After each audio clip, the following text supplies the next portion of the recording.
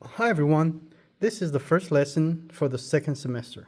And notice that we are going to review on the first part, okay? Meaning we have done this before and we did this during the first semester. So solve by graphing systems of equations, and today we're gonna use a calculator. In this part, example number 1. So to be able to use a calculator, which is the TI-89, we need to have the equations in slope-intercept form so we can graph them. And notice that these two are not in slope-intercept form. So let's go ahead and do that first.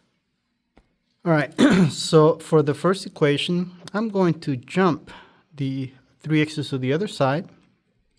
Okay, so now we have negative 4y equals positive 3x, negative 3x, because it's positive here, then becomes negative on this side, and then plus 2. Then I'm going to divide by negative 4 each one of the terms. So then this gives us y by itself. Negative divided by negative is positive. 3 over 4 does not reduce. So just leave it as 3 over 4. That's the slope. And then 2 over negative 4 reduces to negative 1/2. So this is the first equation. Let's do the same with the second equation. I'm going to jump this negative x to the other side of the equal sign. So then that gives me the 3y's by themselves on the left. And now this is x plus 1. Okay, then I need the y by itself, so I'm going to divide by 3. So then the equation is y equals 1x over 3, which is 1/3, that's the slope, x plus 1/3. So once we have the two equations, let's go to the calculator, okay, and follow the steps that I have here. So I'm going to press y equals, and then I'm going to enter each one of these equations. It doesn't matter which one you enter first and second, it makes no difference, okay?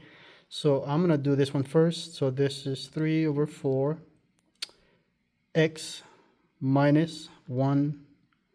Let me leave that as a fraction. Minus 1 over 2, or 1/2. That's the first equation.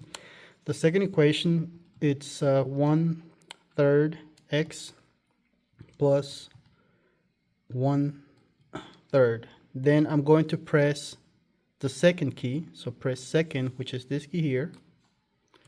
And then trace the trace key, which is this one here, and then press the number 5, and then enter 3 times once we see the graphs being displayed on the home screen, the y equals screen, okay? So this is very slow. All right, we're almost there. Now, I'm gonna press first curve, so it's asking first curve, yes, the second curve, which is the second graph, yes, and then one more time, enter, and it gives me that x is 2 and y is 1. So then the solution to this system is the following. The graphs intersect where x is equal to 1 and x is equal to 2 and y is equal to 1. So this is where we can expect the two graphs to intersect based on the calculator. Okay, so that's the first example. Second example, solve by using substitution. So I know we have not done this in a while, but I hope you guys remember. The easiest, we can do either one of them. I could either get x by itself in the first equation, or I could get y by itself in the second equation. As long as you're consistent and you know what you're doing, you'll be fine. So I'm going to get the x by itself here, meaning I'm going to jump the y's to the other side. So then this means x equals negative 2y plus 13, okay? All right, so now that I know what x is equal to, I can go to the second equation, and whatever I see an x, replace that x or substitute for that x with negative 2y plus 13.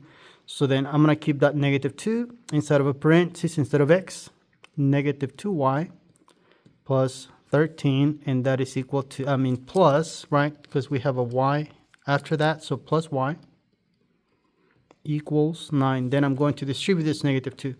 Negative 2 times negative 2 is positive 4y. Negative 2 times 3, that's 13. It's negative 26 plus y equals 9. So then we combine like terms. 4y plus 1y combined to 5y minus 26 equals 9. Then I'm going to add the 26 to both sides of the equation. So then we have that 5y equals, this is 35. Then we divide by 5, which means y equals 7. So there we have the y coordinate. Okay, so once we have the y coordinate, we can come back to this one here and find the x coordinate. So x equals -2 times, instead of y, 7 plus 13.